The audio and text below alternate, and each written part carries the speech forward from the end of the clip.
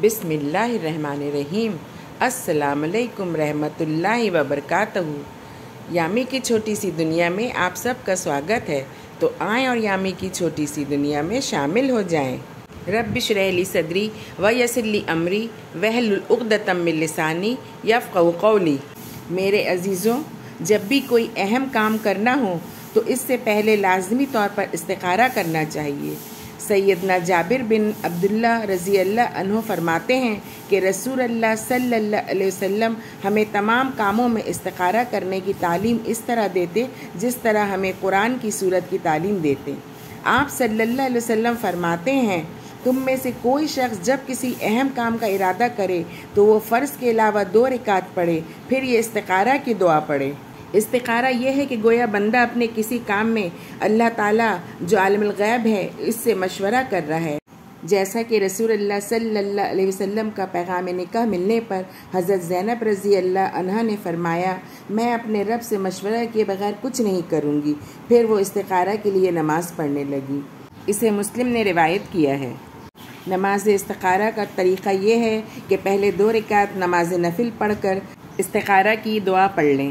استخارہ کی دعا یہ ہے، اللہم انی استخیرک بعلمک و استقدرک بقدرتک و اسألک من فضلک العظیم فإنک تقدر ولا اقدر ولا تعلم ولا اعلم وانت علام الغیوب۔ اللہم ان کنت تعلم ان ھذا الامر خیر لی فی دینی و معاشی و عاقبۃ امری فاقدرہ لی ویسرہ لی ثم بارک لی فیہ وان کنت تعلم ان ھذا الامر شر لی فی دینی و معاشی و عاقبۃ امری فاصرفہ عنی واصرفنی عنہ واقدر لی الخیر حیث کان ثم اردنی بہ۔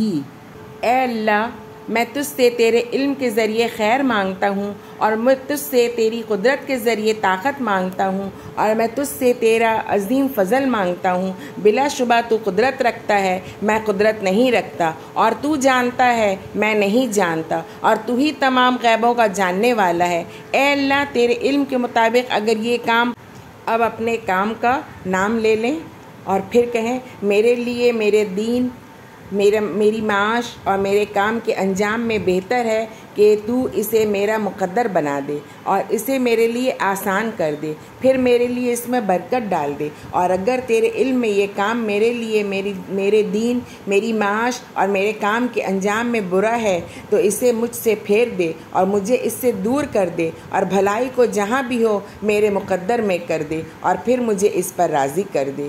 اس دعا کے آخر میں ہے کہ رسول اللہ صلی اللہ علیہ وسلم نے فرمایا، اور اپنے کام کا نام لیں۔ یہ بخاری کی روایت ہے۔ تو ہمیں اس حدیث سے پتہ چلتا ہے کہ ہمیں ہر کام سے پہلے استخارہ کر لینا چاہیے۔ استخارہ کے ذریعے ہم اپنی رب کی مرضی کو جانتے ہیں، اور جس کام میں رب کی مرضی شامل ہو تو اس کام میں میرا رب برکت عطا فرماتا ہے، اور وہ کام ہمارے لیے نیک ثابت ہوتا ہے۔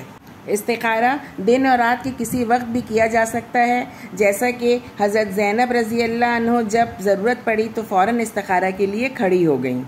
بعض لوگ کہتے ہیں کہ جب آدمی سونے لگے تو 2 رکعت نماز پڑھے اور استخارہ کی مخصوص دعا پڑھے اور قبلہ رخ ہو کر سو جائے۔ اگر ایک روز میں دل مطمئن نہ ہو تو مسلسل 7 روز تک ایسے ہی کرے۔ حدیث میں اس کا کوئی ثبوت نہیں ہے۔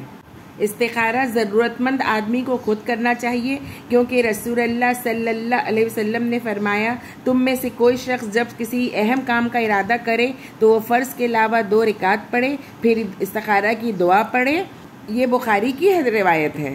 تو اس سے ہمیں پتہ چلتا ہے کہ استخارہ ہمیں خود کرنا چاہیے، کسی اور سے کروانے کی ضرورت نہیں ہے۔ جو ضرورت مند ہیں انہیں خود کرنا چاہیے۔ بعض لوگوں نے یہ عقیدہ بنا لیا ہے کہ فلاں بزرگ سے استخارہ کروائیں گے تو ہمیں کوئی پکی بات مل جائے گی۔ اس بات کو مد نظر رکھتے ہوئے بعض لوگوں نے استخارہ کو کاروبار بنا لیا ہے اور جگہ جگہ اس کے اڈے بن گئے ہیں۔ ان کے استخارہ کا طریقہ یہ ہے کہ وہ کچھ دعائیں پڑھ کر آنکھیں بند کر لیتے ہیں، کچھ دیر کے بعد سائل کو جواب دے دیتے ہیں۔ کمزور عقیدہ لوگوں کی اکثریت اس فراڈ کا شکار ہو رہی ہے۔ اسے شیطانی کھیل کے علاوہ کوئی نام نہیں دیا جا سکتا، اور یہ لوگوں کے ایمان کے لیے زہر حلال سے زیادہ خطرناک ہے۔ بعض لوگوں نے یہ عقیدہ بنا لیا ہے کہ استخارہ کرنے سے آدمی کو رات خواب میں صحیح صورتحال نظر آ جاتی ہے۔ صحیح بات یہ ہے کہ استخارہ کرنے سے اللہ تعالیٰ آدمی کا سینہ کھول دیتا ہے اور کسی ایک جانب اس کی توجہ مبذول کر دیتا ہے، اور جو چیز اس کے لیے بہتر ہوتی ہے اس کے لیے آسانیاں پیدا ہوتی جاتی ہیں۔ اور رہی بات خواب کی، تو خواب بھی آ سکتا ہے لیکن یہ ضروری نہیں ہے۔ استخارہ ایک کام کے لیے ایک سے زیادہ دفعہ بھی کیا جا سکتا ہے۔ استخارہ کے ساتھ ساتھ اصحاب الخیر سے مشورہ بھی کرتے رہنا چاہیے۔ ارشاد ربانی ہے وَشَاوِرْهُمْ فِي الْأَمْرِ فَإِذَا عَزَمْتَ فَتَوَكَّلْ عَلَى اللَّهِ۔ اپنے کام میں اپنے اصحاب سے مشورہ کیجئے، پھر جب آپ پختہ عزم کر لیں تو اللہ پر بھروسہ کر کے کام کیجئے۔ یہ سورہ آل عمران کی آیت ہے۔ تو ہمیں کیا کرنا چاہیے؟ ہم جب بھی کسی کام کا ارادہ کریں، کوئی بھی کام کرنا چاہیں، تو ہم اس کام کو کرنے سے پہلے اپنے رب سے مشورہ کریں، یعنی کہ ہم کسی وقت بھی جب ہمارا ارادہ ہو کہ ہم یہ کام کر رہے ہیں تو ہم 2 رکعت نماز پڑھیں اور استخارہ کی دعا کریں، خود کریں، کسی کو اور کہنے کی ضرورت نہیں، اور اللہ سبحانہ تعالیٰ سے دعا کریں۔ انشاءاللہ میرا رب اس کام میں خیر و برکت فرمائے گا۔